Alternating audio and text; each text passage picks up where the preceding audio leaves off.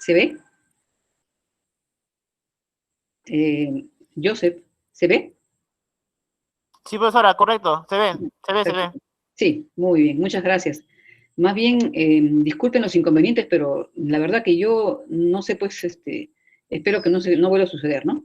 Miren, yo había agregado acá, después de esta presentación, perdón, de la diapositiva 5, que es técnicas gravimétricas, ¿no? Les he agregado un ejemplo, ¿ya? Este ejemplo, para que ustedes lo tengan más claro, es la determinación de gas carbónico en calizas, dolomitas, cemento y otros más, ¿no? Otras muestras más. Muchos minerales, como la bauxita también, por ejemplo, también se pueden determinar las pérdidas por calcinación. En algunos casos, las pérdidas por calcinación también incluyen agua de constitución, ¿no? Y en otros no. Entonces, por ejemplo, acá tenemos el ejemplo del carbonato de calcio, ¿no? Que es lo que nosotros vamos a determinar en laboratorio, ¿no? El componente principal de una caliza. Aplicando el calor necesario, ¿no? Que es una temperatura muy alta, no es temperatura típica de humedad, sino es pérdida por calcinación, una temperatura alrededor de 1000 grados, ¿no? Se va a descomponer el carbonato de calcio, va a generar la cal, ¿no? La cal viva más el CO2. Como ustedes saben, la fuente principal de cal viva es el carbonato de calcio o la caliza, ¿no? Entonces, podemos en este caso estimar, ¿no? Estimar el grado de pureza de la caliza a partir de esta determinación. Pero eso solamente es estimado, porque, como les digo, pueden haber otras sustancias que también se pierdan, ¿no? Al calentar. E inclusive también la materia orgánica, porque muchos minerales contienen materia orgánica, ¿no? Acá tenemos que es un método sencillo, pero no es tan usual, ¿no?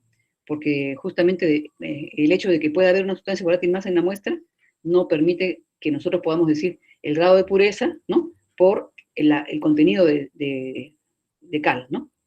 Generalmente se expresa como volátiles por ciento, o también llamado pérdidas por calentamiento o por calcinación, que es lo más común. Pérdidas por calcinación es lo más común, con las siglas PPC, ¿no? Y se especifica a qué temperatura, ¿no?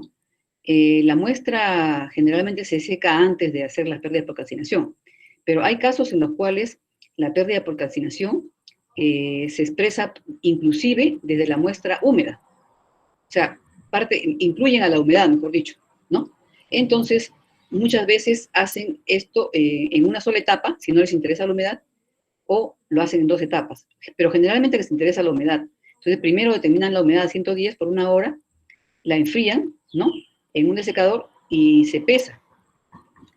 Se somete a 110 grados por 15 minutos más, ¿no? 15 adicionales, y hasta lograr un peso constante. Esto del peso constante es lo que yo les mencionaba en laboratorio, ¿no? Que, digamos, va a depender de la precisión de la balanza también.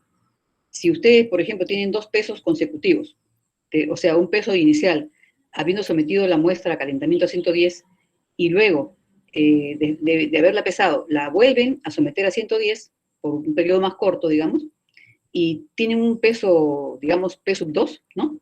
Esos dos pesos no se puede esperar que sean idénticos, ¿no? Eso vamos a hacer de todas maneras una presentación aparte, ¿ya? Para digamos, no incluir ese aspecto que hay que tener mucho cuidado y que es, digamos, tiene sus detalles importantes, entonces lo vamos a ver después, ¿ya? Entonces acá tenemos otro, digamos, continuando con el ejemplo, perdón. Se va a calentar la mufla. La mufla es un alto horno, ¿no?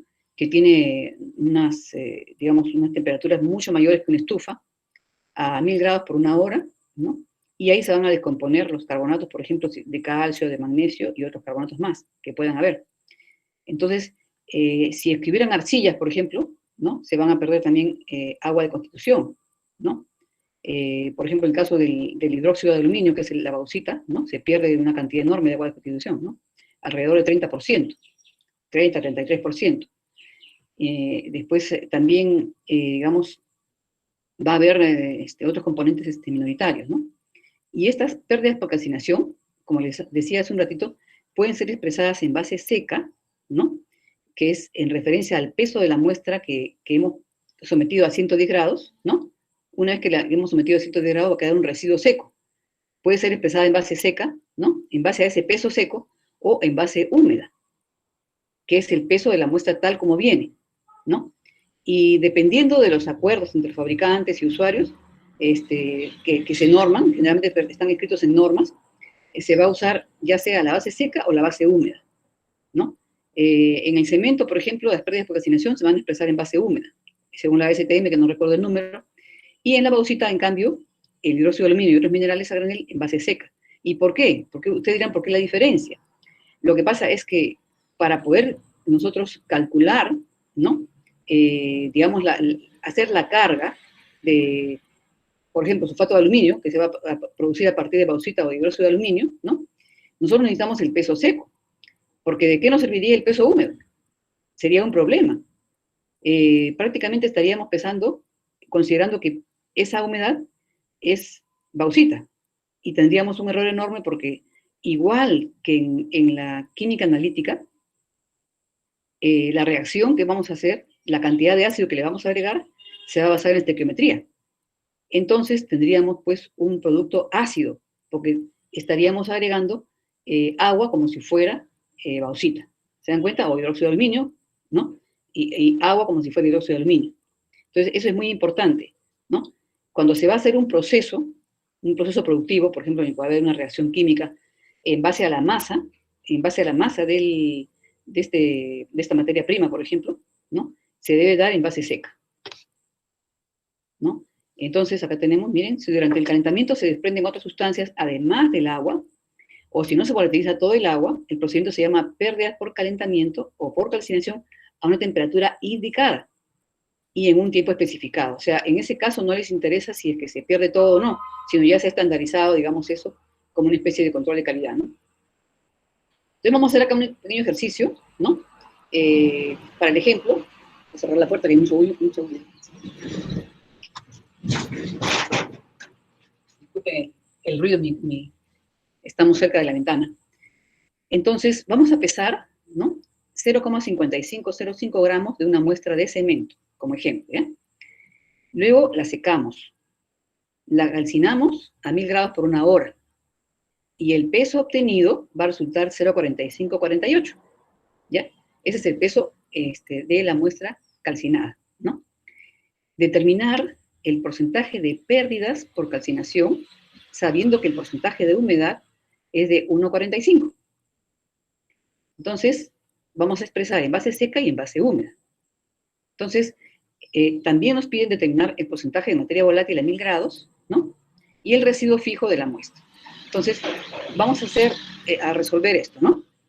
Para poder calcular, digamos, la masa que quedó después de secar, ¿no?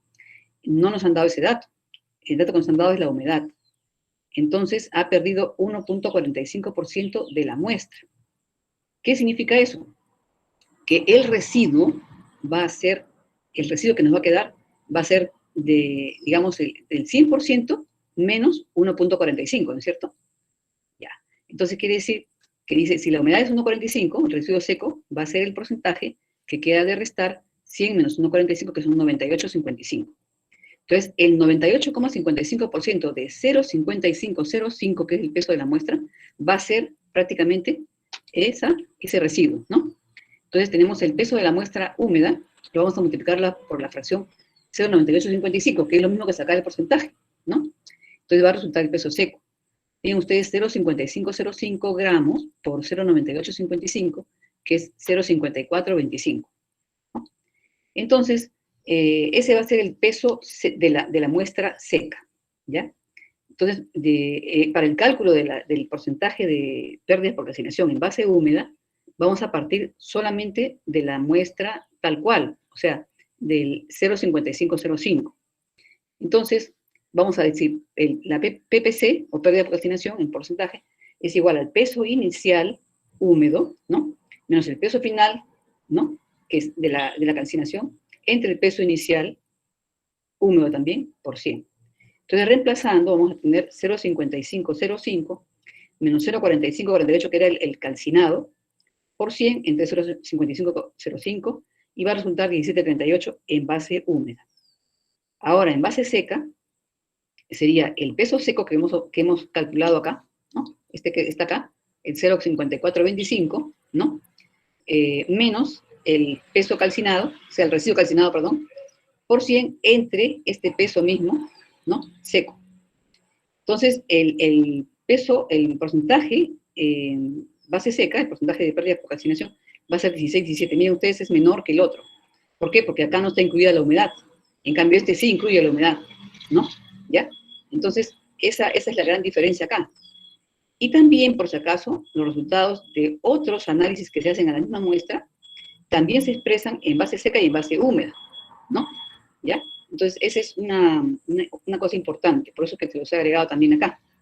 Ahora, esta parte sí la revisamos, ¿no? ¿Recuerdan ustedes si la revisamos esta parte, ¿no? Esta parte la revisamos. Y nos quedamos acá, nos quedamos en cifras significativas y reglas para el cálculo. Entonces, retomando esto, vamos a ver, los valores numéricos obtenidos como resultado de las mediciones van a tener restricciones en cuanto a su confiabilidad, ¿ya? Cuando ustedes, por ejemplo, utilizan una balanza analítica, ¿no? La última cifra no es confiable, porque si ustedes repiten el peso, ¿no? De un mismo objeto, por ejemplo, por decir que pesa en un anillo, ¿ya? Un anillo de oro, vamos a decir que pesa, ¿ya? Lo van a coger con pinzas y por si acaso tienen que haberlo limpiado bien, bien, bien previamente y cogerlo con pinzas aisladas. Se coge con pinzas y se pone en el mismo lugar, en el centro del platillo de la balanza. Lo repiten ustedes 10 veces esto y no van a tener exactamente el mismo valor, ¿ya? El último decimal es el único que va a variar, ¿ya? Si variara el tercero ya estaríamos mal, la balanza analítica no estaría muy, muy bien, ¿ya? Estaríamos haciendo nosotros mal el trabajo, ¿no? Puede ser que lo pongamos en diferentes partes del platillo y eso hay cierto error, ¿no? Entonces, repitiendo, los valores numéricos obtenidos como resultado de las mediciones van a tener restricciones en cuanto a su confiabilidad, ¿no? Y esto debe reflejarse en el número de cifras que aparecen en el valor registrado. O sea, no se trata de que pongan ustedes, por ejemplo, si pueden leer hasta un decimal, no pueden poner, pues, 2. Eso no se puede hacer. Entonces, la cifra significativa, ¿no? Se le asigna un cierto grado de confiabilidad, ¿no? Y las reglas a seguir en la mayoría de mediciones son las siguientes. Se debe retener solo una cifra no significativa. O sea, una cifra en la cual puede haber variación, se retiene solamente una, ¿no? Dice en el valor registrado. El resultado final presentará entonces la penúltima cifra confiable y la última dudosa. Entonces, esa es la regla general. Por ejemplo, acá, ¿no? Ustedes pesan en una balanza con sensibilidad hasta 0,01, ¿no? La masa puede ser registrada como 534, por ejemplo, pero sabiendo que el último dígito, el 3, el cuarto, perdón, el 4 es variable, o sea, puede variar, no necesariamente si volvemos a pesar el mismo objeto nos va a dar 534, ¿ya? Si se hiciera el intento de interpolar, por ejemplo, o sacar el promedio, vamos a decir que ustedes obtengan 10 pesadas de ese mismo objeto en esa balanza de 0,01, y el promedio le salga, por ejemplo, 5,345. Ustedes no pueden expresar el resultado así, tienen que dejarlo como 5,34, ¿no? ¿Ya? Entonces, ya no pueden aumentar una cifra más porque ya sería dudosa 2 cifras, ¿no? ¿Ya? Entonces, solamente debe quedar como 5,34. Entonces, se dice que es dudosa dado porque si ustedes lo pesan nuevamente, ¿no? La muestra, el segundo valor podría ser 5,35, 5,33, 5,34, etcétera, ¿no? Entonces, ese último valor no es muy confiable, ¿no? Puede variar. Si ustedes usaran una balanza analítica, que ya puede detectar, pues, 10 milésimos de gramo, ¿no? Y la variación de esa balanza sea del orden de 3 10 milésimos de gramo, entonces el resultado puede registrarse como 5,3434, por ejemplo, si es que eso han obtenido, ¿no? ¿Ya? Porque, ¿qué pasa si ustedes registran más cifras? Entonces van a pensar que ustedes tienen una superbalanza, ¿no? Y que su resultado es más, más confiable, ¿no? Eso no debe ser. Ya, me había salteado. Entonces, cuando ustedes conocen la confiabilidad de un resultado, ¿no? se pueden, digamos, expresar de distintas formas, ¿no? Por ejemplo, si la balanza permite pesadas con una exactitud máxima de 0.03, ¿no? Que podría ser el caso de la balanza de 0.01 gramos, ¿no? El resultado puede expresarse como 534, ¿no? Más menos 0,03, porque eso ya les está indicando, ¿no? La incertidumbre absoluta del resultado obtenido. Y es una manera seria de dar un resultado, ¿no? Que ya les está indicando qué tipo de balanza han usado y con qué precisión están trabajando, ¿no? Ahora, por ejemplo, si un objeto pesa 3,2 gramos en una balanza de precisión, hay que diferenciar lo que es una balanza de precisión de una balanza analítica, por si acaso, ¿no? Las balanzas de precisión generalmente son mucho menos sensibles, ¿no? Y se emplean para preparar soluciones, por lo general, ¿no? O para pesos, como dice, pesos gruesos, ¿no? Y esto se quiere expresar en miligramos, ¿no? Si queremos expresar en miligramos, no es conveniente poner 3.200 miligramos, porque podríamos pensar que estamos pesando en una balanza que es capaz de detectar, que tiene mayor sensibilidad de la que estamos usando, ¿no? Entonces, eso podría pensarse que son cifras significativas. Y ya no, pues porque estarían siendo, no son realmente las que puede detectar la balanza, ¿no? Entonces no se puede colocar algo que no es cierto, ¿no? No se puede dar una impresión de mayor certidumbre de la que se tiene, ¿no? En este caso se puede expresar como 3,2 por 10 a la menos 3 miligramos, ¿no? Y acá tienen ustedes, por ejemplo, si se desea, por ejemplo, expresar 3,2 gramos en kilogramos, esto sí se puede hacer, ¿no? 0,032 kilogramos, ¿no? Y estos están ubicando a la coma decimal, ¿no? ¿Ya? Y también se recomienda ponerlo como 3,2 por 10 a la menos 3 kilogramos. Estas cifras significativas y reglas para redondear. Seguimos en el mismo tema. Ahora sí son las reglas para redondear. Miren, si la cifra que sigue a la última por retener es menor que 5, ¿no? La cifra retenida queda en la misma forma. O sea, por ejemplo, acá tenemos 452,23, va a quedar como 452,2, ¿no? 803 queda como 8,0, ¿no? Ahora, si la cifra que sigue a la última por retener es mayor que 5, ¿no? La cifra retenida aumenta en 1. Tienen ustedes 23,67, va a ser 23,7, ¿no? 23,7. 0,0699 va a ser 0,070. Ya ustedes no pueden, el redondeo ya es prácticamente, ¿no? A 0,070. Si la cifra que sigue a la última por retener es 5, o sea, anteriormente vimos que fuera menor o mayor, ¿no? Ahora, si es igual a 5 y no hay otras cifras después, o las cifras son ceros, vamos a tener varios criterios.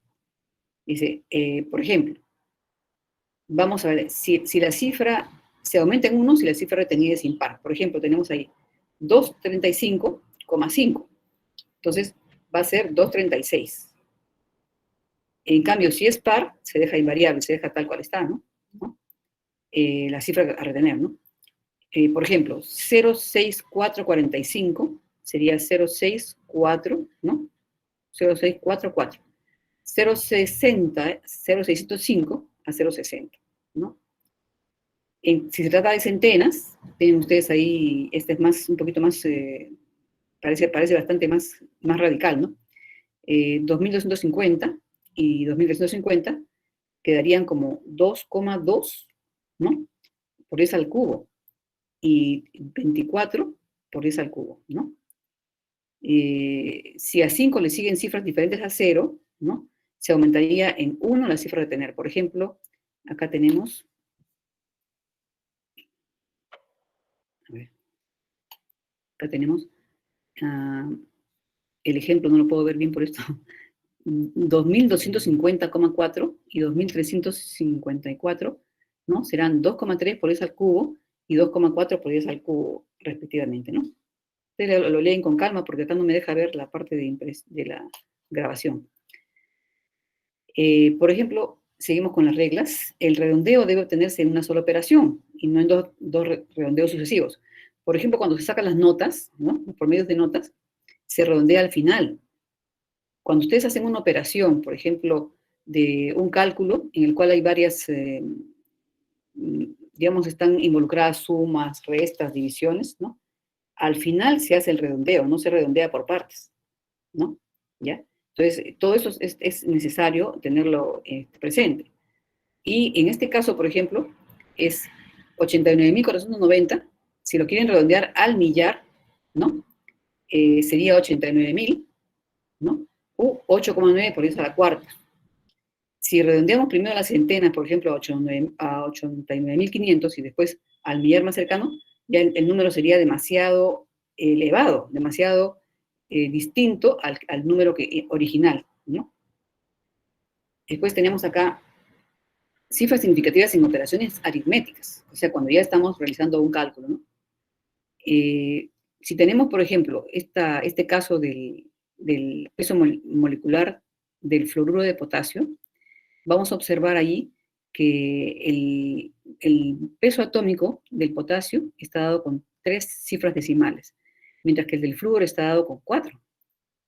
Y al final, la suma de los dos no puede pasar de 3 decimales, como está en la parte, o sea, prácticamente el menor, ningún valor puede ser más confiable que el menos confiable de sus componentes. Eso es lo que dice la regla, ¿no?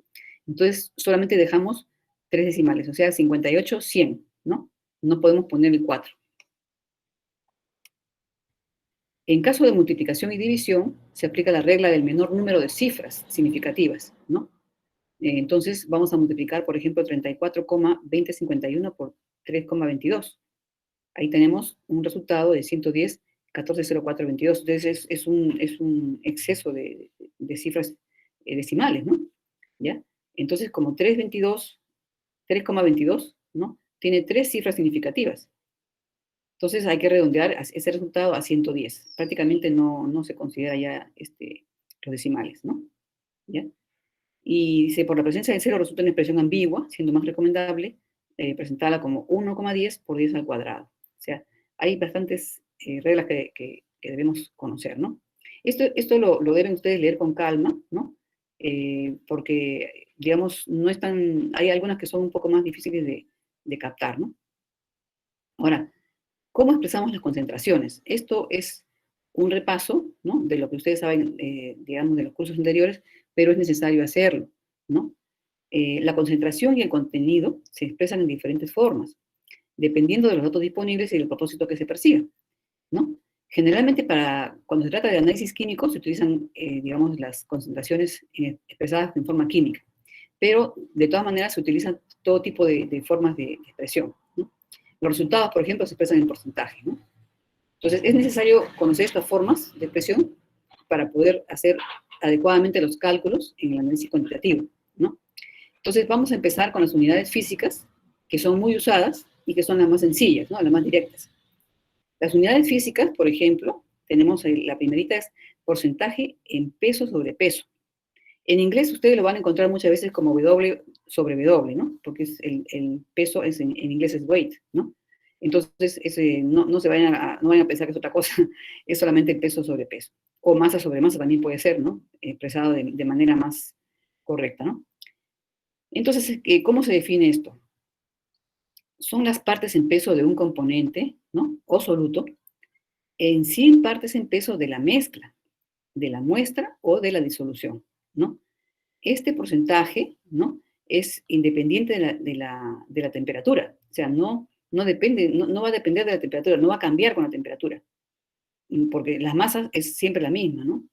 En el caso si fuera con, digamos, porcentaje en peso sobre volumen, ese sí sería dependiente del volumen, ¿no?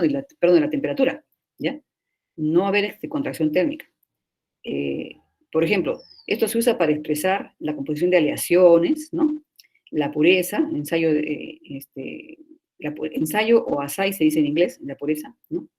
De sustancias químicas, y la fuerza o concentración de ácidos y bases, también, por ejemplo, ¿no? Por decirles, el ácido nítrico, perdón, el clorhídrico, es más o menos al 35-36%, ¿no? El nítrico es alrededor de 80%, 70 y tantos por ciento, y así, ¿no? Cada uno de ellos tiene su concentración. por ejemplo, el sulfúrico, 96% más o menos es la concentración del ácido sulfúrico concentrado. Bueno, entonces, si ustedes conocen la densidad de una solución, que es la relación de la masa a volumen, entonces se puede, no me deja ver esto, se puede expresar, ¿no?, la concentración en unidades de peso sobre peso en peso sobre volumen. Tenemos acá también que hay otro porcentaje de volumen sobre volumen, ¿no? O sea, el volumen con respecto al volumen final, ¿no? Son las partes en volumen de un componente por 100 partes en volumen de la mezcla, ¿no? Esto generalmente se aplica para gases o líquidos, ¿no? La mezcla, por ejemplo, de 55% en volumen, ¿no?, sobre volumen de metanol y agua, va a contener 55 volúmenes, ya sean mililitros, litros, etcétera, de metanol. MOH es la forma como se representa el metanol también, en 100 volúmenes de esa mezcla.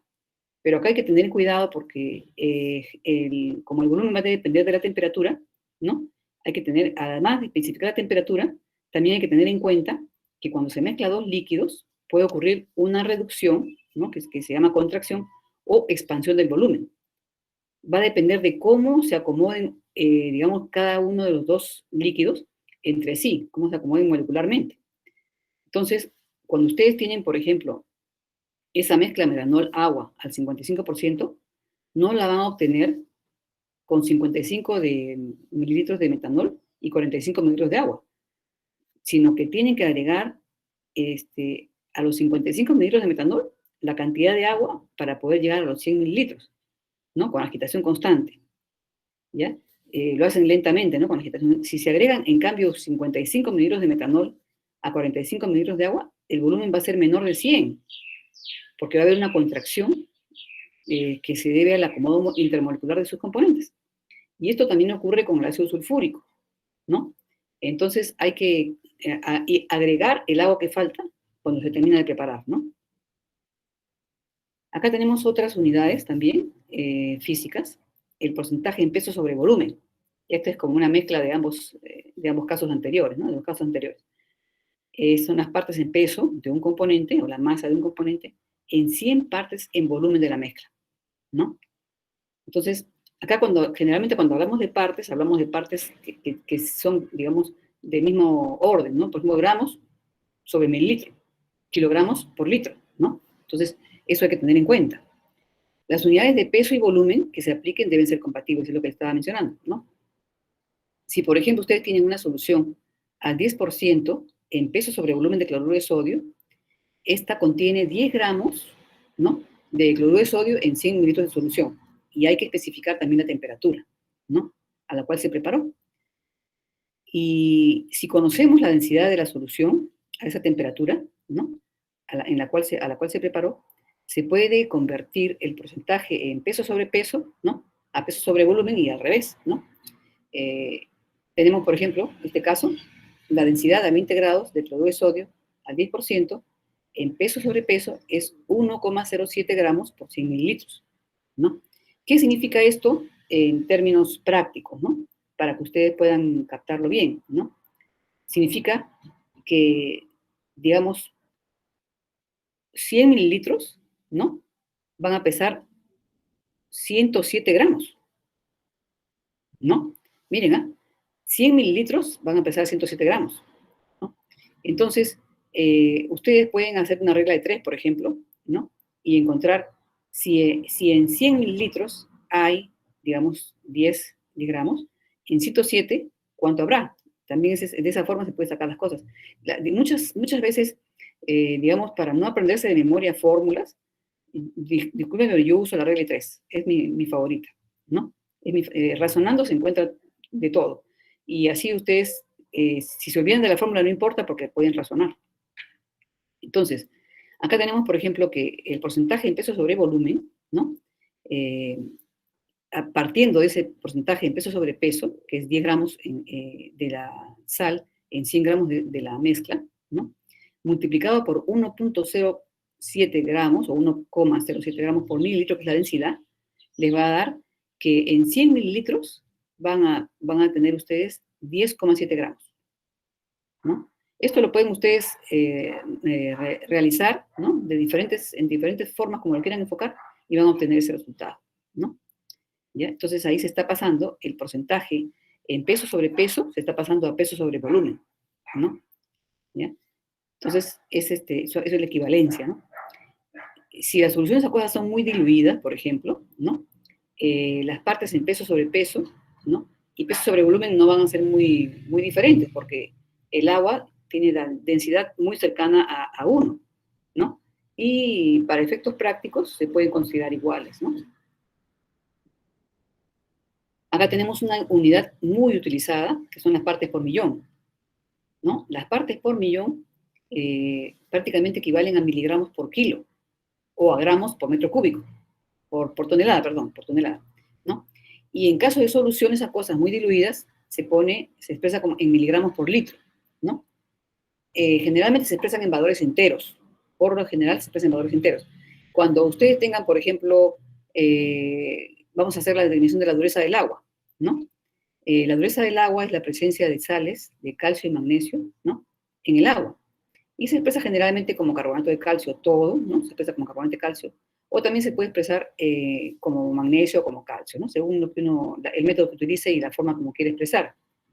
Y ahí ustedes van a obtener valores que les pueden salir a la hora de calcular con decimales, pero deben digamos, redondear a enteros, ¿ya? Eso es lo que se usa en partes por millón. Esto es usado para componentes en trazas, ¿no? Que son, o también para contaminantes, ¿no? Por ejemplo, cuando hablamos de arsénico en agua, hablamos de partes por millón, ¿no? No hablamos de porcentajes en la vida, ¿no? No se utiliza eso, sería demasiado, o tendríamos que ponerle un montón de ceros adelante, ¿no? Entonces, son 10 a la menos 4, por 10 a la menos 4 prácticamente. Otras formas de expresión físicas también muy usadas, ¿no? En laboratorio, cuando ustedes, por ejemplo, dicen, preparar un ácido 1,1, ¿no? Ácido clorhídrico 1,1. ¿Qué significa? Que el ácido es la mitad del agua, ¿no? Agua y ácido en cantidades, en volumen equivalentes, ¿no? Iguales. Y, por ejemplo, si ustedes también tienen una expresión que diga 1 a 8, por ejemplo, de nítrico, ¿no? O 1 también puede ser 1 más 8, ¿no? ¿Qué significa eso? Que se ha mezclado un volumen de nítrico, ¿no? Concentrado, con 8 volúmenes de agua. Por ejemplo, si ustedes quieren hacer 9 mililitros, ¿no? Sería 1 de nítrico y 8 de agua, ¿no? Y así, ¿no? Si quieren hacer, por ejemplo, más cantidad, lo multiplican simplemente para tener la cantidad necesaria, ¿no? Pero la proporción es la misma.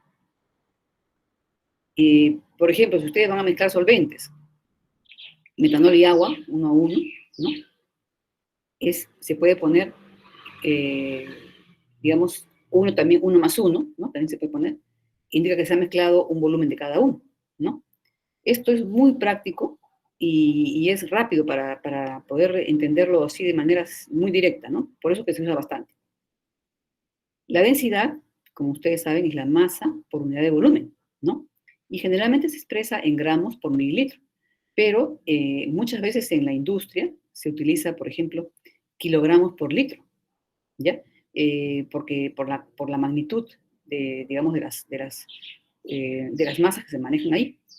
Entonces, muchas veces se utiliza kilogramos por mililitro, que es igual, porque si ustedes multiplican a gramos por mil y a mililitros por mil, tienen kilogramos por litro, ¿no? Siempre depende de la temperatura, ¿no? Debido justamente a que es prácticamente el componente volumétrico el que es influenciado por la temperatura. El peso específico de una sustancia, de una mezcla, es la relación de la densidad de esta sustancia a una temperatura determinada y con respecto a la densidad de una sustancia de referencia, que la más usada es el agua, ¿no? A una temperatura igual o diferente de la primera sustancia, ¿no? Si se conoce la densidad absoluta de la sustancia de referencia, del dato de peso específico se puede transformar en densidad, ¿no? Ahora, para soluciones acuosas diluidas, como la densidad del agua es prácticamente constante, ¿no? Digamos, es en un rango de temperaturas bastante amplio, ¿no? Se considera que a los pesos específicos equivalentes a las densidades numéricamente, ¿no? Solamente que si ustedes se dan cuenta, generalmente los pesos específicos no tienen unidades, ¿no? Justamente porque son un cociente, ¿no? De dos densidades, ¿no? Ahora sí nos vamos a pasar a las unidades químicas, que son las que más vamos a utilizar, sobre todo en la parte de volumetría, ¿no? Estas unidades químicas, ¿no? Son muy críticas, ¿no? En la parte de volumetría. Y también en instrumental y todo, ¿no? Estas son más ventajosas en el análisis cuantitativo, ¿no? Por ejemplo, acá tenemos el peso fórmula, ¿no? El peso fórmula es la suma de las masas atómicas de todos los elementos que están incluidos en una fórmula, ¿no? Y si hay, por ejemplo, dos átomos de hidrógeno, se multiplica cada masa atómica por el número de átomos, ¿no? Que hay en la misma. Y todo eso sale expresado en gramos, ¿no? Este peso fórmula, ¿no? En muchos casos es equivalente al peso molecular, ¿no? Y es más general porque también es aplicable a iones y átomos, ¿no? O sea, peso fórmula se puede decir, se puede aplicar a tanto a moléculas como a iones y átomos. Mientras que el peso molecular, hay autores que solamente lo utilizan para esto, para expresar el peso de una molécula, y hay otros también que no distinguen una cosa de la otra, ¿no? No hacen mucha diferencia entre peso molecular y peso de fórmula. Entonces, también puede ser expresado como en el caso de, si se usa como el peso molecular de las moléculas, ¿no? Se trata de moléculas, también se puede expresar en milimoles, ¿no? ¿Ya? Por ejemplo, si tenemos una milimol de cloruro de sodio, que es 58,443 gramos, una mol, una milimol sería expresado eso mismo en miligramos, ¿no? 58,443 miligramos, ¿no? Es también muy usado eso, por si acaso. Ahora, la fracción molar y el porcentaje molar también son muy usados. Si tenemos en una mezcla, por ejemplo, dos sustancias, A y B, y tenemos una cantidad de moles de A, ¿no? A moles de A minúscula, ¿no? Y B minúscula moles de B.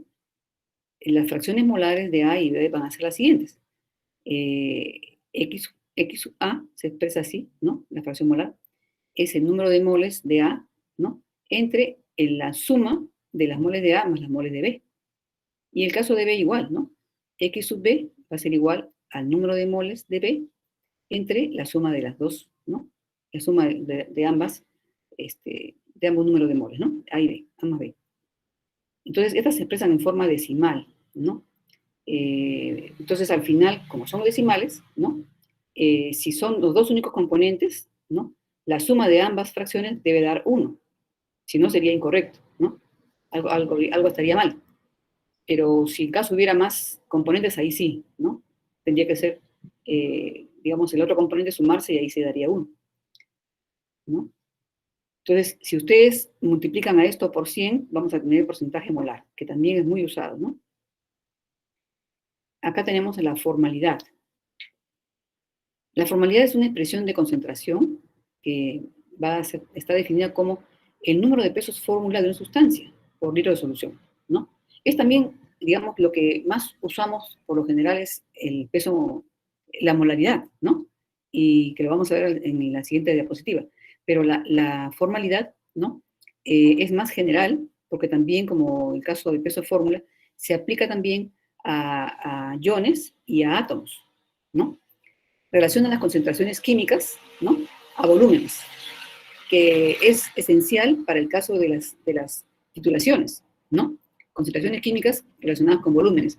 Ustedes saben que en una titulación lo que vamos a agregar nosotros es el volumen, ¿no? Que contiene una concentración química determinada, ¿no? Una concentración que puede estar como formalidad, como molaridad, y generalmente como peso equivalente, ¿no? Que lo vamos a ver poco a poco. Y entonces se puede determinar fácilmente a cuánto equivale, ¿no? Digamos, en masa. Y porque las reacciones estequiométricas son entre, digamos, especies, digamos, entre moles, entre moles, entre equivalentes, ¿no? Son las reacciones químicas. Ahora, una solución 1 formal se prepara disolviendo, por ejemplo, de cloruro de sodio, 58,44 gramos de cloruro de sodio en un volumen inicial. Nunca se disuelve en todo el volumen, siempre se disuelve en un pequeño volumen, ¿no? Y cuando se vierte esta parte disuelta al matraz aforado o fiola, ¿no? Se vierte con ayuda siempre de la bagueta, ¿no?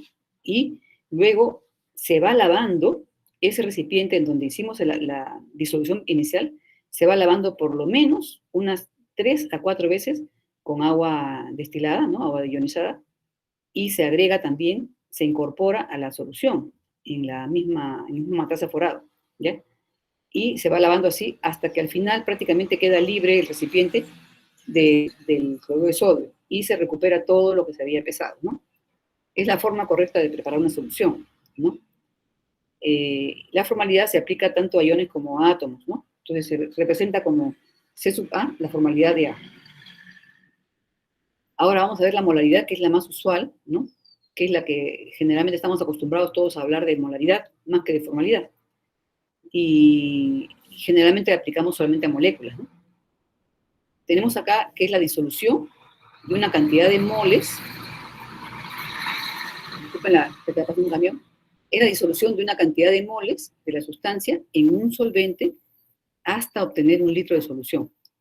En el caso anterior de la formalidad y de la molaridad, ¿no? Es necesario utilizar generalmente los matraces aforados, ¿no? Justamente porque debemos llegar a tener 1 litro con la mayor exactitud posible, ¿no? ¿Ya? Acá tenemos que M va a ser la molaridad, M mayúscula, representa el número de moles por litro, ¿no? Hay autores que también aplican la molaridad a iones, pero otros consideran que se debe usar la formalidad, ¿no? En esto no hay acuerdo, al parecer, ¿no? No sé si habrá alguna normativa moderna, no he revisado, pero en algunos libros, ¿no? Se trabaja con formalidad más que con molaridad. Y en otros ni la mencionan a la formalidad, ¿no? El peso equivalente a gramo es sumamente importante, ¿no? Acá tenemos que prestar bastante atención, porque la molaridad y la formalidad, por ejemplo, son absolutas, son, digamos, no varían, no van a depender de la reacción. En cambio, el peso equivalente sí va a depender de la reacción, ¿no? Por eso acá la definición es muy distinta. Dice cantidad químicamente equivalente a 1,008 gramos de hidrógeno, ¿no? De hidrógeno en una reacción dada, ¿no? Pero eso, como les digo, depende de la reacción, ¿no? El equivalente gramo de ácido clorhídrico es igual a 1 mol, por ejemplo, ¿no? Aquí no hay vuelta que darle porque digamos, tiene solamente ion hidrógeno, ¿no? En cambio, para ácido sulfúrico puede ser media mol, pero también depende de la reacción. Eso vamos a verlo después. Para ácido sulfúrico es media mol, 98 entre 2, 49. Ácido fosfórico, 1/3 de mol, ¿no? Si reacciona solamente un ion hidrógeno. Entonces, vamos a ver, el equivalente gramo de bases y sales, ¿no? Es el peso que contiene un número de gramos del metal dado, ¿no? En que, no deja ver, en que está este metal, ¿no? Y que podrían reemplazar a 1 gramo de hidrógeno o equivaler a 1 gramo de ion hidrógeno, ¿no? Entonces, acá tenemos la expresión de las concentraciones en unidades químicas, continuando acá como ejemplos, tenemos acá equivalentes gramos en las siguientes bases o sales.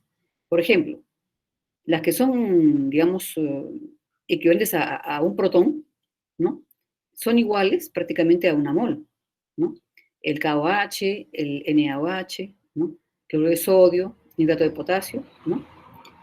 Todas equivalen el equivalente va a ser a 1 mol, ¿no? En cambio aquí, las que son divalentes, por ejemplo, calcio, ¿no? Hidróxido de calcio, ¿no? Bases, ¿no? Hidróxido de bario, ¿no? Sulfato de sodio, sulfato de cobre, ¿no? Es media mol, el equivalente a gramo, sin considerar, digamos, una reacción en particular, ¿ya? En este caso estamos haciéndolo en forma general. En el caso del hidróxido de aluminio, como tiene 3 iones OH que equivalen a 3 iones hidrógeno, sería 1/3 de mol, ¿no? 1/3 del peso sería el peso equivalente. Es el peso llamado peso de combinación, igual el cloruro férrico, ¿no? Su peso de combinación, 1/3 de mol, ¿no? Cuando se ha producido este cloruro férrico. El fosfato de aluminio también, ¿no? Y el fosfato trisódico también, ¿no? Después tenemos acá casos un poquito más complejos, como el sulfato de aluminio, anhidro, por ejemplo, ¿no?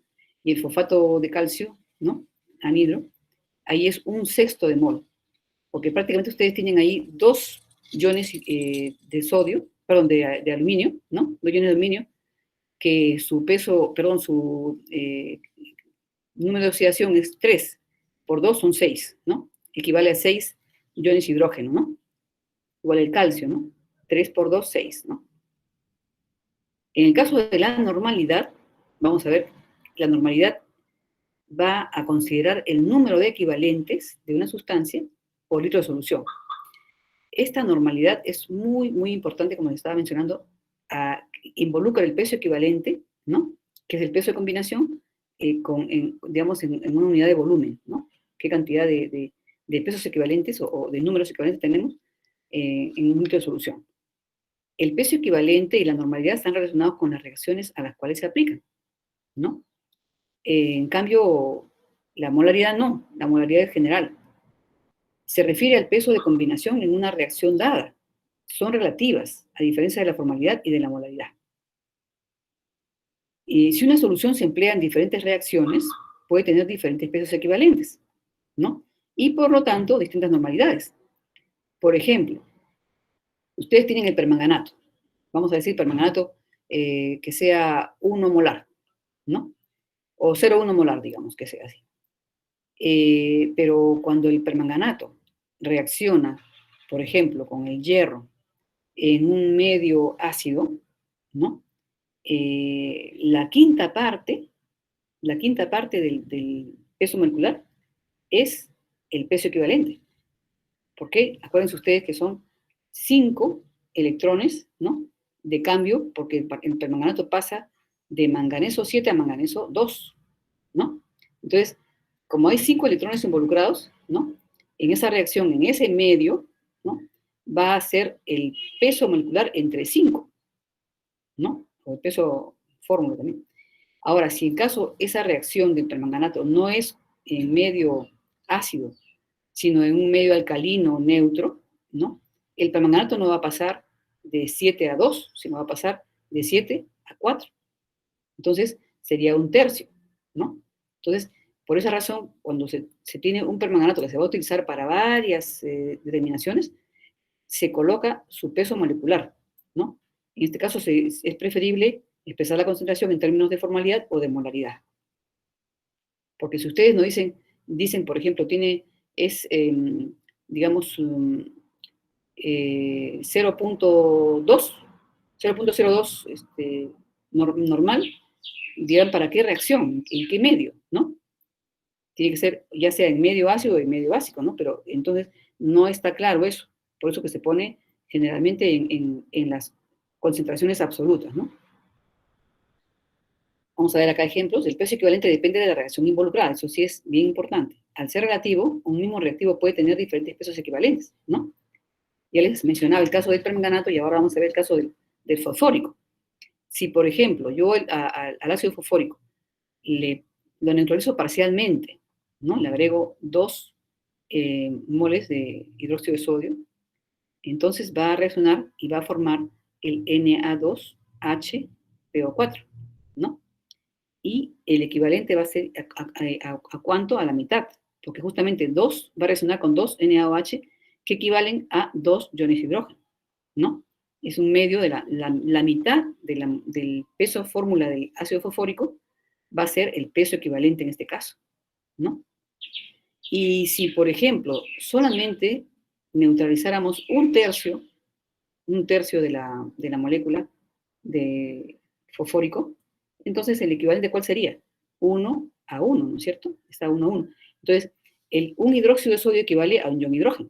Entonces, quiere decir que el equivalente gramo en este caso es toda la molécula, toda la mol de fosfórico, ¿no?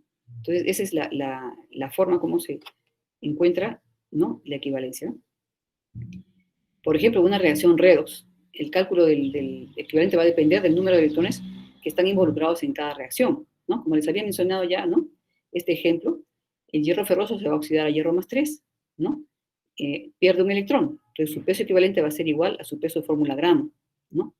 En este caso usamos peso fórmula gramo por lo que es, digamos, un ion, ¿no? Y el permanganato, que es el que lo ha oxidado, ¿no? Va a pasar de más 7 a más 2. Y por cada, digamos, molécula de permanganato, vamos a tener 5 electrones, ¿no?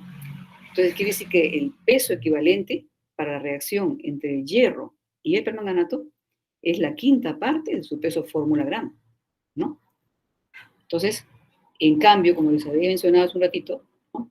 Si pasáramos de manganeso permanganato, ¿no? Como manganeso 7 a MnO2, ¿no? Como manganeso está como manganeso 4, el peso equivalente para la reacción en medio neutro o alcalino sería prácticamente el peso fórmula gramo entre 3, ¿no? Estas reacciones entre equivalentes son muy, muy importantes, ¿no? Son las que, acá está la base prácticamente de todos los cálculos en la volumetría, ¿no? Por ejemplo, si ustedes tienen dos soluciones, por ejemplo, vamos a decir que sea ácido clorhídrico e hidróxido de sodio, que van a reaccionar entre sí. Y las dos tienen normalidades idénticas, o sea, sus concentraciones son idénticas. Entonces, quiere decir que si yo titulo, digamos, a la soda con el ácido, ¿no? Yo voy a gastar, si titulé, por ejemplo, 10 mililitros de ácido, yo voy a gastar 10 mililitros de la base, si son idénticas, ¿no es cierto? O sea que al tener las normalidades igualitas, ¿no? Voy a consumir el mismo volumen, ¿no? Los volúmenes van a ser equivalentes, ¿no? Igualitos. O si una de ellas es más concentrada, ¿no? Por ejemplo, si yo tengo más concentrado el ácido y quiero titular a la base, voy a consumir menos ácido, ¿no? Porque mi ácido es más concentrado, ¿no? Para un volumen determinado de base. Entonces, dice, si una de ellas es más concentrada, el volumen deberá disminuir proporcionalmente. Entonces, el volumen que se consume en la reacción es inversamente proporcional a su normalidad, ¿no es cierto? Si yo tengo una solución muy concentrada, entonces voy a utilizar menos volumen. Entonces, acá sale una relación muy interesante, que es la base de la mayoría de los cálculos. El volumen 1 es al volumen 2, ¿no? De la solución 2, como la normalidad 2 es a la normalidad 1, o sea, inversamente proporcionales. Pero cuando ustedes efectúan esto, ¿no? Como, ya no como una razón, unas proporciones, sino lo multiplican, ¿no? Pasan al mismo miembro, ¿no? Digamos, ya no expresado como razones, sino como ecuación, ¿no? Tienen ustedes que el volumen de la solución 1 por su normalidad, por la normalidad de solución 1, va a ser igual al volumen de la solución 2 por su normalidad. Entonces, esta es una ecuación sumamente importante, ¿ya? Los productos del volumen y la normalidad son iguales para ambas soluciones en el punto de equivalencia, ¿ya? Cuando ustedes multiplican volumen por normalidad, tienen un número de equivalentes, ¿no? Entonces, el número de equivalentes de 1 va a ser igual al número de equivalentes de 2 en el punto de equivalencia. Entonces, esta es la ecuación más importante que vamos a tener en la volumetría, ¿no? ¿Ya? Y deben estar expresadas siempre en las mismas unidades, ¿no? Generalmente se expresa en litros, ¿no? O pueden ser expresadas en mililitros, pero en ambos casos en las mismas unidades, ¿no? Acá tenemos la expresión, esta expresión es muy interesante, el título o títer, ¿ya? Esta expresa la relación entre el reactivo que está contenido en una unidad de volumen de una solución y la cantidad de una sustancia que reacciona con este reactivo, ¿no? Miren, acá hay que tener mucha atención, ¿no? Vamos a leerlo nuevamente, miren. Expresa la relación entre el reactivo que está contenido en una unidad de volumen, o sea, en su concentración, de una solución y la cantidad de una sustancia que reacciona con dicho reactivo. Por ejemplo, si tenemos nosotros 1 mililitro de ácido clorhídrico 0,1 normal, ¿no? Este mililitro de ácido clorhídrico contiene 0,1 miliequivalentes de ácido clorhídrico, ¿no? Y reacciona con 0,1 miliequivalentes de carbonato de sodio. Si yo o sea, miren esto, por cada miliequivalente de ácido clorhídrico, ¿no? Va a reaccionar con el 0,1 equivalentes de carbonato de sodio, ¿no? Si yo tengo, por ejemplo, el carbonato de sodio, su peso miliequivalente es 5,3 miligramos, ¿no? Entonces, el ácido va a reaccionar con 5,3 miligramos del carbonato de sodio, que es su peso equivalente, ¿no? Si ustedes prepararan, por ejemplo, una solución de ácido clorhídrico 0,1, ¿no? Que tendría 0,1 equivalentes por litro y 1000 equivalentes por mililitro, ¿no? Va a neutralizar a 0,1 mil equivalentes de carbonato de sodio, ¿ya? Entonces, el títer se va a expresar así, que 1 mililitro del ácido equivale a 5,3 miligramos de carbonato de sodio. Esto es un títer teórico, ¿ya? Esto lo vamos a ver con más detenimiento después, en la parte de volumetría. Es muy, muy importante.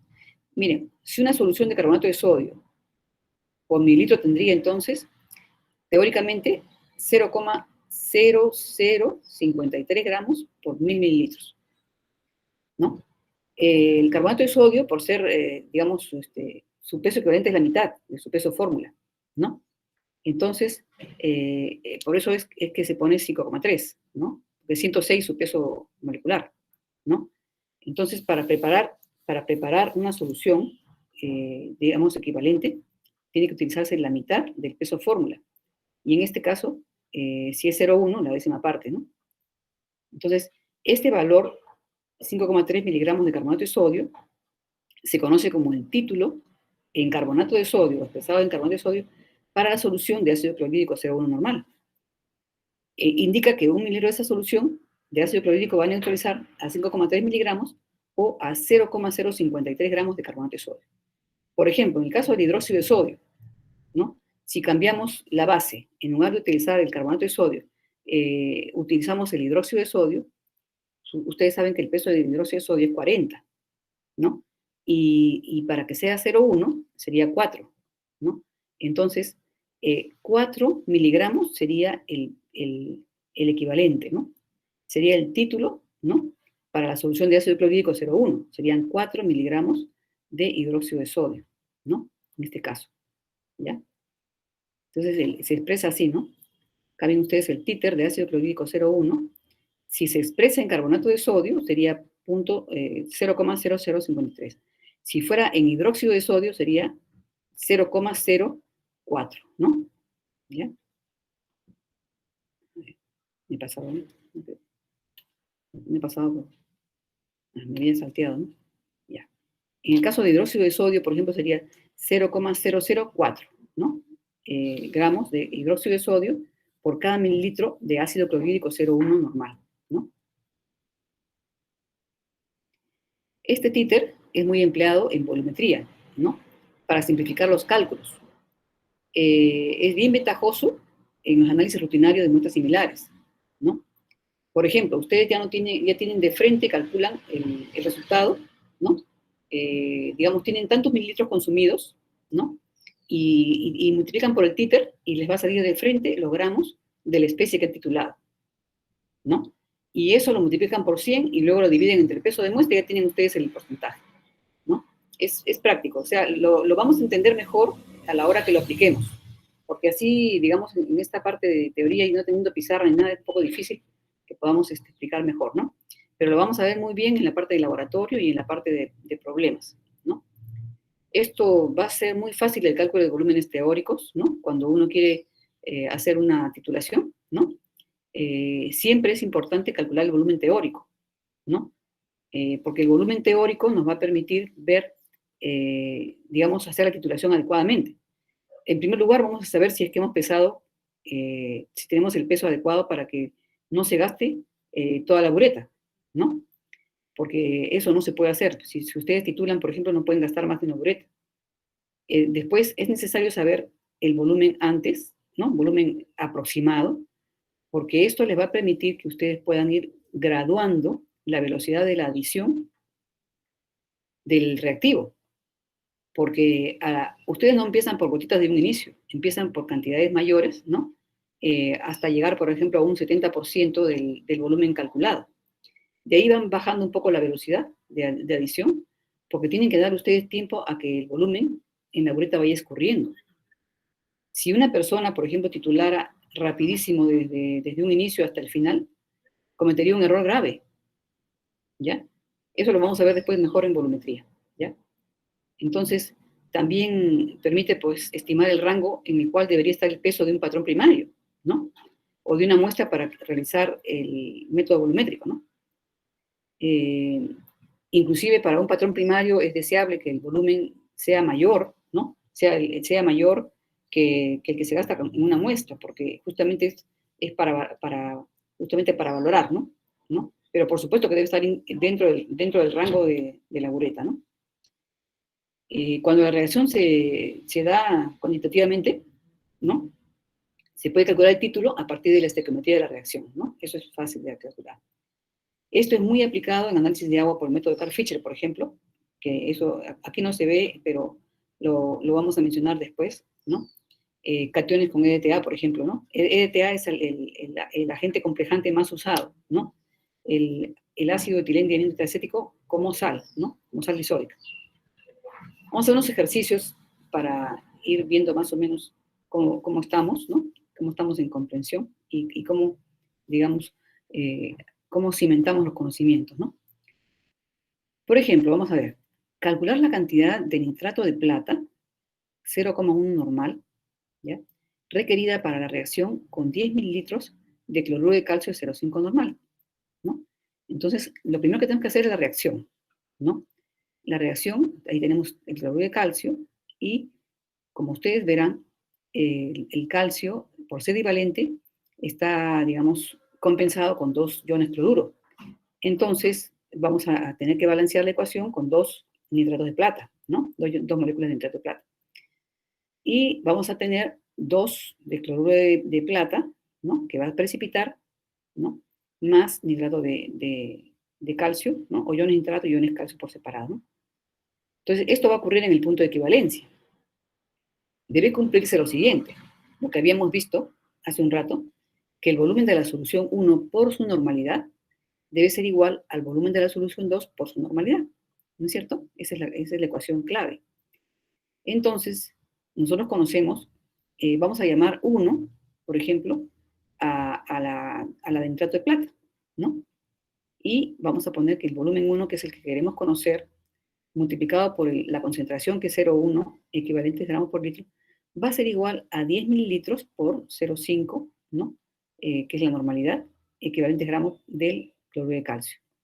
Entonces, efectuando esto, vamos a tener que el volumen va a ser igual a 10, ¿no? 10 por 0,5 entre 0,1, que es igual a 50 mililitros. Entonces, por ejemplo, aquí, si la capacidad de la bureta es 50 mililitros, no podemos hacer este tipo de... Si fuera esto a hacerse una titulación, no deberíamos tomar, entonces, 10 mililitros de cloruro de calcio, ¿no? Mejor sería tomar, por ejemplo, 5 mililitros con una pipeta volumétrica, ¿no? ¿Ya? Por eso que le he puesto esa nota. Si se va a usar una bureta de 50 mililitros para titular los 10 de cloruro de calcio, este volumen no sería adecuado, ¿no? Porque nosotros podríamos pasarnos del volumen de la bureta. Se tendría que tomar un volumen de 5 mililitros de la solución de cloruro de calcio, 0,5, para que el volumen de titulante sea alrededor de 25 mililitros, ¿no? Lo cual es bastante aceptable, ¿no? Acá tenemos otro ejemplo. Por ejemplo, vamos a ver. Preparar 500 mililitros de cloruro de bario 2 normal, ¿no? Nosotros vamos a preparar soluciones, ¿no? Luego de eso, expresar la concentración en molaridad. Y luego calcular el volumen de solución 0,5 molar de ácido sulfúrico necesario para precipitar el ion bario de 1 mililitro de cloruro de bario. Entonces vamos a empezar, antes que nada, por leer la etiqueta del reactivo que vamos a usar. ¿Por qué les digo esto? Porque los reactivos muchas veces son hidratados, ¿no? Entonces, en este caso, el cloruro de bario es dihidratado, ¿ya? Entonces, nosotros vamos a partir de una muestra real, perdón, un reactivo real, no vamos a partir de un reactivo anhidro, porque en esa forma no se encuentra. En esa forma no se encuentra, ¿no? El reactivo que nosotros vamos a utilizar es el cloruro de bario con 2 moles de agua. Entonces, el peso molecular que tiene o el peso fórmula que tiene este reactivo, no es el peso que tiene un reactivo anhidro. Entonces, debemos utilizar el peso que es 244,3 gramos por mol, ¿no? Entonces, en este caso dice preparar 500 ml de solución de cloruro de bario, aunque no nos dan la reacción, pero vamos a suponer que es la molaridad entre 2, ¿no? El equivalente correspondiente es 244,3 entre 2. Ese es el peso equivalente, que es 122,2 gramos, ¿no? Por ser una sal divalente. Entonces, si tenemos que preparar 500 mililitros, ¿no? Si fuéramos a preparar 1 litro, tendríamos que utilizar el doble de esto, ¿no es cierto? O sea, 1 mol. Pero para 0,5 litros, vamos a utilizar la mitad, ¿no? Que es 122,2. La molaridad va a ser igual, en el caso de 1 molar, equivaldría a 244,3 gramos, que es el peso molecular por litro, ¿no? Si nosotros hemos utilizado prácticamente 122, ¿no? 122 mililitros sería 0,5, ¿no? 0,5 molar. En este caso, dos veces hemos utilizado, ¿no? Hemos utilizado 244. O sea, 2 normal es igual a 1 molar, ¿no? 2 normal es igual a 1 molar. O sea, aquí, este es 2 normal, ¿no? Y hemos utilizado esta cantidad, ¿no? Para 1 litro, ¿no? Y para medio litro sería 122, pero equivale a 1 molar, ¿no? Si ustedes se dan cuenta, esto equivale a 1 molar. Estaríamos habiendo resuelto las dos primeras.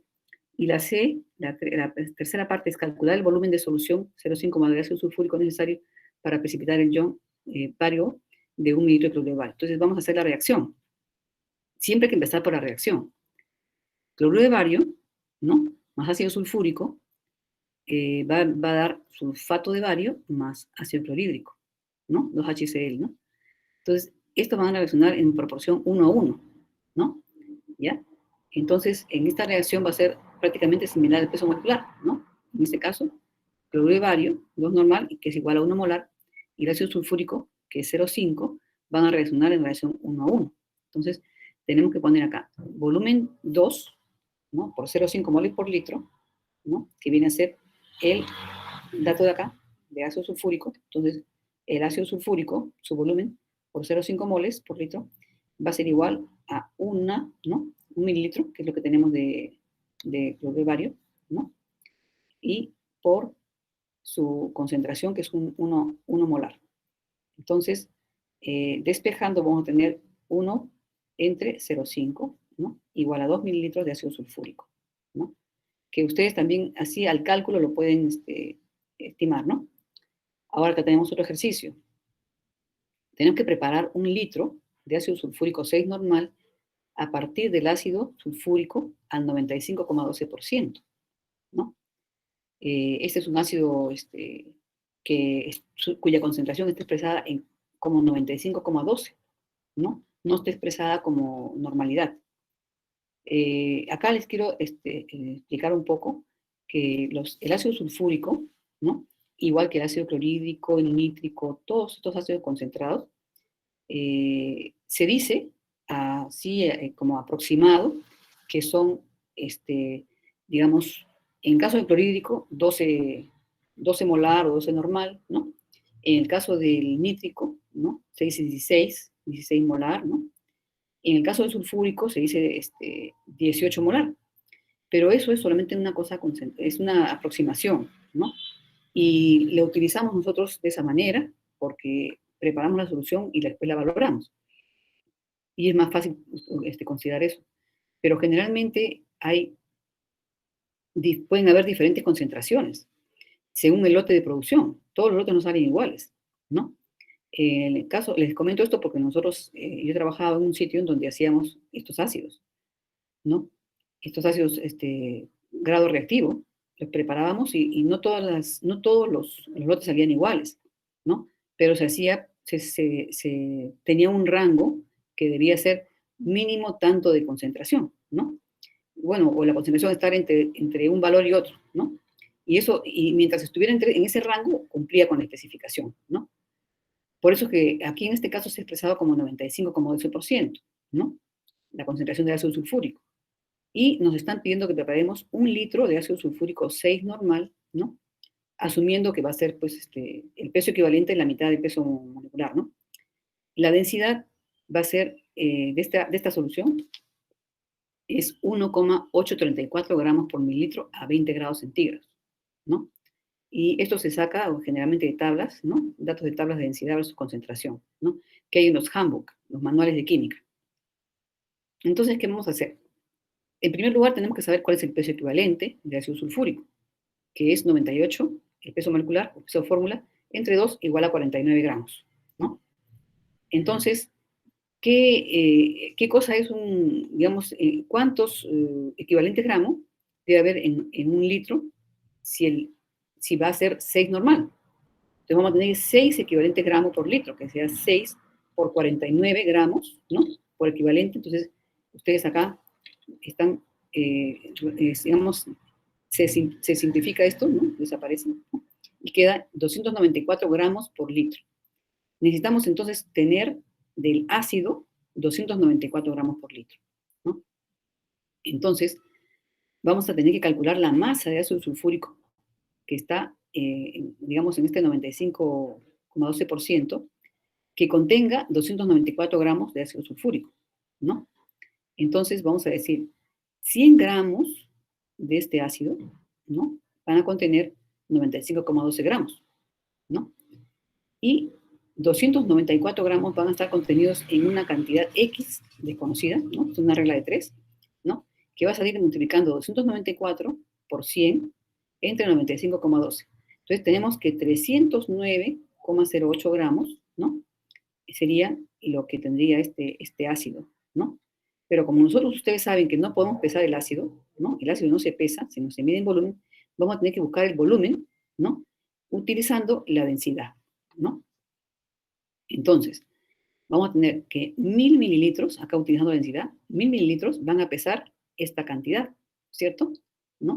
Esta es la densidad. Si ustedes, retrocediendo acá, miren ustedes, miren, la densidad es 1,834 gramos por mililitro.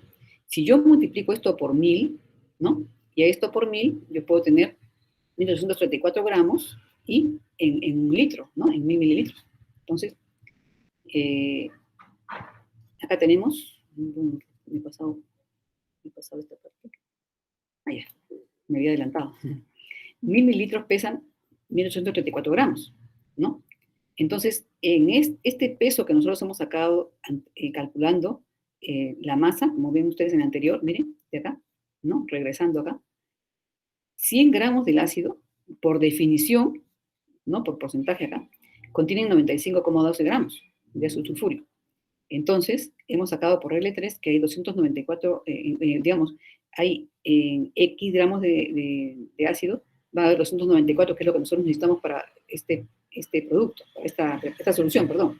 Entonces tenemos 294 por 100 entre 95,12, que sale 309,08 gramos. Entonces, para asociar acá, digamos, a la solución, ¿no? Ya tenemos que pasar de masa a volumen. 1000 mililitros, de acuerdo con la densidad, pesan esto, 1934 gramos. Y 309,08, ¿en qué volumen de este ácido va a estar? Va a estar contenido. Entonces, igual también hacemos una regla de 3, ¿no? Esta 309,08 por 1000 entre esta masa, ¿no? Nos va a dar 168,53 gramos del ácido, de densidad 1,834 y concentración 95,12, se requieren para preparar un litro de solución 6 normal, ¿no? Entonces, esta cantidad de mililitros ya la podemos medir, ¿no? Podemos redondear a 169, por ejemplo, ¿no? Porque es muy difícil medir esto en una probeta, ¿no? Si se conoce la densidad, ¿no? Y el porcentaje de la solución, se puede expresar la concentración en molaridad y normalidad. Acá tenemos unas formulitas que les pueden ayudar a ustedes, ¿no? ¿Ya? Y es bueno que ustedes las deduzcan estas formulitas como ejercicio, ¿no? Que las deduzcan. Entonces, este ejemplo, ¿no? Para ácido sulfúrico concentrado, podemos calcular la molaridad, ¿no? 10 por 1,834 por 95,2 entre 98, 17,80 moles por litro, ¿no? Y en normalidad sería el doble, ¿no? El doble, 35,60 porque justamente es ¿no? El doble.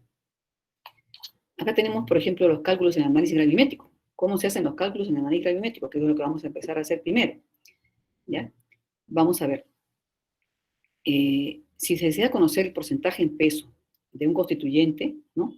En W en la muestra, se va a aplicar esta fórmula, ¿no? El porcentaje, por ejemplo, de este componente, ¿no? Va a ser el peso de muestra, el peso de la muestra, ¿no? Perdón, el peso del constituyente, ¿no? Entre el peso de muestra por 100, ¿no? ¿Ya? Este peso de acá, el peso en rojo, va a ser el peso del residuo o del precipitado. Nosotros vamos a tener un precipitado al cual lo vamos a secar, ¿no? Si es que es una fórmula, digamos, un compuesto cristalino, y lo podemos, digamos, obtener libre del papel de filtro, sino, por ejemplo, en una placa filtrante o un crisol filtrante, como les mencioné la vez pasada, ¿no? Un crisol filtrante, bueno, en el laboratorio creo que les he mencionado, un crisol filtrante, ¿no? Por ejemplo, el níquel, cuando se determina níquel, se agrega la dimetilglioxina y se obtiene un precipitado cristalino, ¿ya? Que no requiere más que ser secado. Entonces, en lugar de utilizar papel, ¿no? Que también es afectado por el reactivo, utilizamos un crisol filtrante, que en la parte filtrante es un material inerte, un vidrio especial, ¿no? Poroso. Se recibe en ese recipiente y tienen ustedes la fórmula, digamos, la masa tiene la composición de la fórmula de níquel dioxina. Entonces, el peso acá en rojo, ¿no? Puede ser níquel dioxina y el porcentaje, ¿no? Para ser expresado como níquel, requiere ser transformado, ¿no? En níquel. Entonces, ¿qué tenemos que hacer? Tenemos que saber, conocer la reacción estequiométrica del níquel con la dimetilglioxina para poder hacer el cálculo de cuánto es el níquel en esa fórmula. ¿Cuánto representa el níquel en esa fórmula? Y para eso se empieza a buscar los factores gravimétricos, ¿no? Entonces, en este caso, por ejemplo, vamos a decir que este caso sea el peso de un residuo, ¿no? Entre el peso de la muestra por 100, ¿ya? Pero esto es válido siempre y cuando nosotros estemos expresando el constituyente en la misma forma que vamos que tiene el residuo, que tiene ese residuo, ¿no? Pero si nosotros estamos queriendo, por ejemplo, determinar sulfato en un precipitado de sulfato de bario, tenemos que ver cuánto representa, ¿no? ¿Qué porcentaje, qué proporción representa el sulfato en el sulfato de bario? Y para eso utilizamos la estequiometría y de la cual salen los factores gravimétricos, ¿no? Este caso, por ejemplo, esta fórmula simple, es más que nada para cuando ustedes tienen, por ejemplo, humedad, ¿no? Que es digamos, la diferencia de los pesos sería W, ¿no? Entre el peso inicial por 100, ¿no? Algo muy, muy simple. Pero en los análisis propiamente ya dichos, ¿no? Químicos, para determinar un componente, ¿no? Es necesario que utilicemos factores gravimétricos, ¿no? Aquí lo que les estaba explicando, ¿no? El analito debe expresarse en una forma diferente al residuo, ¿no? Por diferentes razones, ¿no? Por ejemplo, si yo quiero saber el contenido de sulfato y yo no quiero saber el contenido de sulfato de bario, porque la muestra no es sulfato de bario, ¿no? La muestra es un yeso, por ejemplo. Entonces yo quiero saber cuánto tenía de sulfato o de sulfato de calcio. Entonces, no es posible que yo exprese como sulfato de bario. Entonces, ¿qué hacemos? Tenemos que recurrir al uso de los factores gravimétricos, ¿no? Si, por ejemplo, yo tengo que el sulfato contenido en mi muestra reacciona con ion bario, ¿no? Y precipita una cantidad, una masa conocida, que yo la puedo pesar al final, de sulfato de bario, ¿cómo es que yo expreso, a partir de ese peso, cómo es que yo lo utilizo ese peso para poder expresarlo como sulfato? ¿Ya? Entonces, ustedes lo pueden inclusive deducir. Esto se obtiene a partir de la ecuación, digamos, estequiométrica. Si yo tengo, por ejemplo, que el sulfato reacciona de 1 a 1 con el ion bario, ¿no? Si yo tengo una mol de bario, quiere decir que también tenía una mol de sulfato, ¿no es cierto? ¿Ya? Entonces, yo puedo dividir el peso que he sacado, que he obtenido de sulfato de bario, ¿no? Lo puedo dividir por su peso molecular y tengo el número de moles de sulfato de bario. Y ese mismo número de moles es el de sulfato. Entonces, ¿por qué lo multiplico por el peso, ¿no? Fórmula del sulfato y por 100, ¿no? Entre el peso de la muestra ya tengo la expresión del resultado como sulfato. ¿Ya? Eso lo vamos a ver poco a poco y se van a dar cuenta que es bien sencillo. ¿Ya? Entonces, vamos a hacer un ejemplo acá. Se quiere determinar cloruro y se precipita como cloruro de plata, ¿no? Que es poco soluble, ustedes saben, ¿no? Obteniendo un peso W en gramos de precipitado, al agregar un ligero exceso de nitrato de plata, ¿no? Entonces, ustedes saben que siempre se tiene que agregar un ligero exceso para pasar el equilibrio, ¿no? Digamos, hacia el producto y que se obtenga un producto, digamos, lo más completo posible, ¿no? Entonces, vamos a expresar el resultado como cloruro, ¿ya? Entonces, vamos a hallar la parte del peso del precipitado que corresponde solo a cloruro, ¿no? Entonces, ustedes tienen ahí la reacción estequiométrica, cloruro más plata, ¿no? Da cloruro de plata. Entonces, en esta vemos que reaccionan 1 a 1 y tenemos que 35-45 es el peso del cloruro, ¿no? El peso del átomo del cloro. La plata es 107,880, entonces el peso de este compuesto cloruro de plata es la suma de ambos, ¿no es cierto? 143,32, ¿no? Los factores gravimétricos se obtienen así. Miren, como una regla de 3 también. Si ustedes tienen 143,32 gramos de cloruro de plata, ¿no? Estos contienen 35-45 gramos de cloruro, ¿no es cierto? Porque de ahí ha salido. Y si tenemos W gramos de cloruro de plata, tendremos P gramos de cloruro. Entonces, vamos a poner acá P gramos de cloruro en el precipitado, van a ser igual, ¿no? A W, ¿no? Que es el peso del cloruro de plata, por 35,45 entre 143,32, ¿no? Que equivale a lo que les estaba diciendo anteriormente. Si yo tengo el peso W, ¿no? De cloruro de plata y lo divido por su peso molecular, ¿no? Yo voy a tener cuántas moles de cloruro de plata tengo ahí.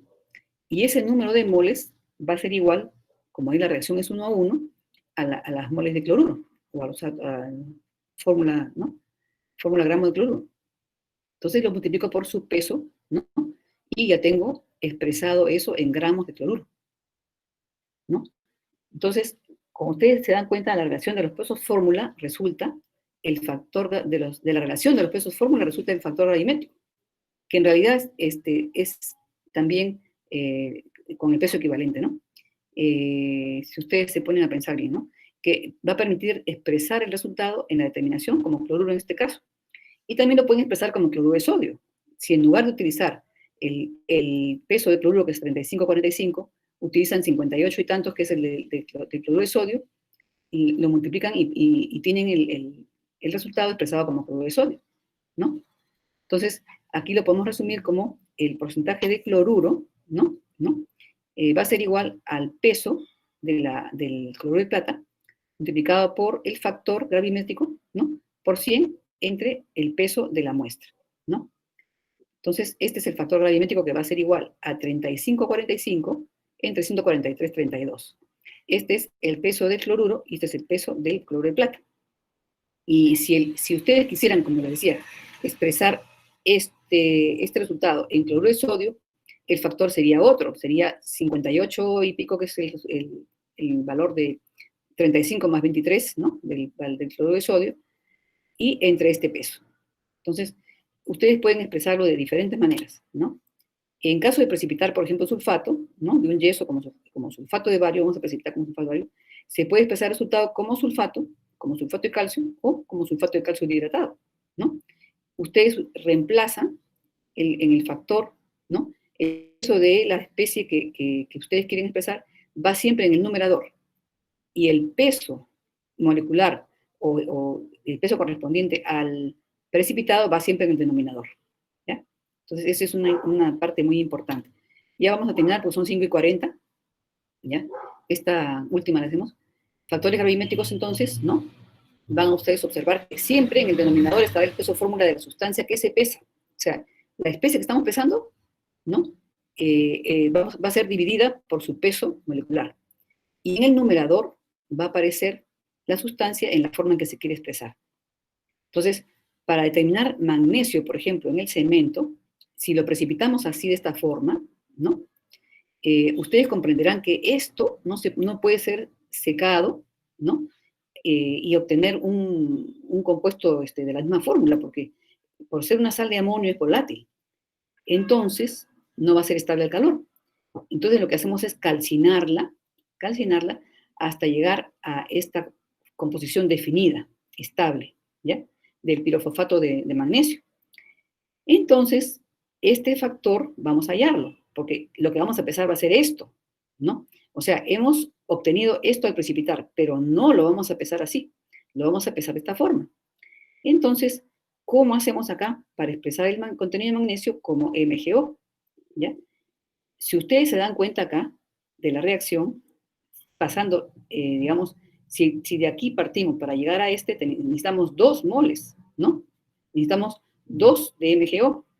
Entonces, miren ustedes, ¿cuál va a ser la parte que vaya en el denominador? Va a ser, perdón, en el denominador va el peso fórmula de este, ¿no? Entonces, el factor, ¿cómo va a ser? Si tenemos acá 2 magnesios, tenemos que tener acá 2 MgO, ¿no es cierto? Entonces, va a ser 2 MgO entre Mg, 2 o 7. Ese va a ser el factor para poder expresar el magnesio como óxido de magnesio a partir de esta masa que vamos a pesar, ¿no? Entonces, vamos a ver, acá vamos a hacer un ejercicio. Ahí, me pasé. Dice, indicar la ecuación para calcular el porcentaje de fósforo en el caso de una determinación de fósforo como P2O5 y porcentaje de fosfato siendo el residuo pesado de Mg2 P2O7. O sea, si nosotros vamos a tener un método analítico en el cual vamos a pesar esto, ¿no? Pero ahora no va a ser para determinar magnesio, sino para determinar fósforo, ¿no? Entonces vamos a ver cómo es esto, ¿no? Acá les he puesto como ejercicio. Ya. Entonces, esto ya lo van a hacer ustedes, ¿ya? Y acá tienen más ejercicios. Estos ejercicios que están acá, ¿ya? Quiero que me los manden ustedes, ¿no? Por correo, ¿ya? Y va a ser prácticamente como una práctica calificada. Si tienen alguna duda, lo vemos el viernes, ¿ya? Porque ya es muy tarde, ya. Ahora sí ya se está pasando la hora. Entonces,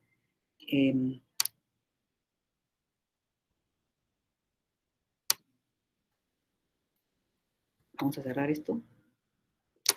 Profesora, esa tarea, ¿cuándo se presenta? ¿Hasta cuándo tenemos tiempo? Ya, un ratito, ahorita les digo. Ya. Miren, vamos a hacer, está un poco fea la imagen. Vamos a detener la grabación, ¿ya? No, mejor seguimos porque para Ashley, ¿no? Para que todos puedan ver. Ya. Cancelar, ya. Vamos a continuar grabando esta parte un ratito. Eso sería para la próxima semana, ¿no? Hasta el domingo, ¿no? Hasta el domingo, porque bueno, el domingo empieza la semana, ¿no? Entonces, sería parte de la tarea semanal. Lamentablemente, todas las semanas tenemos que hacer tareas, chicos, y yo sé que todos le van a pedir, ¿no? Tareas, pero el día viernes, ¿no? Vamos a continuar viendo esta parte, vamos a hacer unos cuantos ejercicios, ¿ya? Y también vamos a hacer otros avances, pero se juntaría de repente les dejo mañana algo más, y con eso tendrían ustedes su nota de la semana, ¿ya? Acuérdense que tienen que ser 14 notas, ¿no? 14 notas si tenemos 2 clases a la semana, ¿ya? Entonces, pero no quiero utilizar el sistema de, digamos, formularios autocalificables, porque la verdad que me complico la existencia y también se las complica a ustedes. Yo todavía no domino eso y no vamos a poder utilizarlo mientras no lo domine, ¿ya? Entonces, no sé si tienen alguna pregunta que hacer o alguna cosa aparte de lo que me ha preguntado Joseph, ¿no? Hasta el domingo, por lo menos, ¿ya? Pero no es nada del otro mundo, ¿eh? Por si acaso. Vamos a hacer algunos ejercicios el día viernes, ¿ya? Entonces, no sé si alguna cosa me quieran preguntar, ¿no?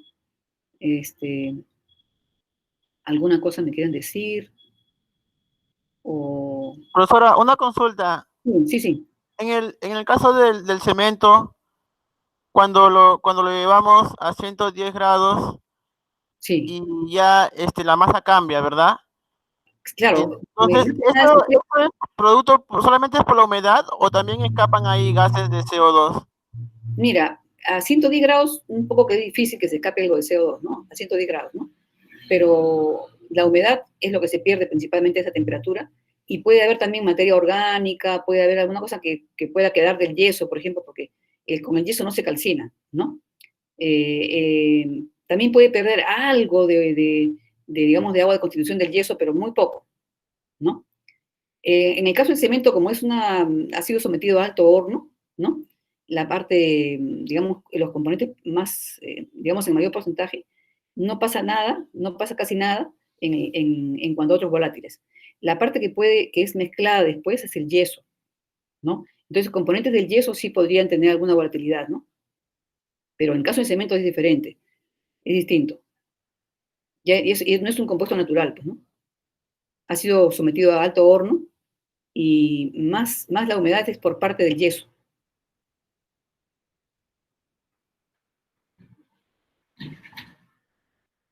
En el caso de la caliza sí es humedad natural, ¿no? Y algunos componentes que puedan tener materia orgánica, pero generalmente se requiere temperaturas mayores para descomponer, para obtener CO2, ¿no? Para que pase cambios mayores, ¿no? 110 generalmente no es tanto, sobre todo para muestras inorgánicas. Para muestras orgánicas sí 110 puede ser fatal, ¿no? Ahí se pueden descomponer las muestras. Todo depende de las muestras. Chicos, son 17:44, yo creo que nos despedimos. Si tienen alguna pregunta más, ¿no? Por si acaso les voy a mandar por correo esta presentación, porque creo, no, ya la mandamos, ¿no? Ya la mandamos por correo, pero por si acaso se las vuelvo a mandar porque yo siempre hago alguna mejora. Cada vez que la reviso le hago alguna mejora. Entonces, se las vuelvo a mandar, ¿ya? ¿Está bien? ¿Nada más me quieren preguntar? Bueno, chicos, entonces mucho gusto de estar con ustedes, ¿no? A ver, vamos a mirarlo para despedirnos. Perdón, nos miramos para despedirnos. Profesora, le quería preguntar sobre la asistencia. Sí. Como dijo que le pasaran la voz, ya no es necesario, ¿no? No, ya le puse asistencia a todos, sí, no hay problema, ¿ya? Todos están asistiendo. Ya ustedes somos 16 personas, ¿ya? Entonces no hay problema, ¿ya? Muchas gracias, chicos, ¿ah? Nos vemos el viernes. Nos vemos. Gracias. Hasta luego, profesora, cuídese. Da gusto que existen todos. Gracias. Hasta luego, profesora. Chao, chao.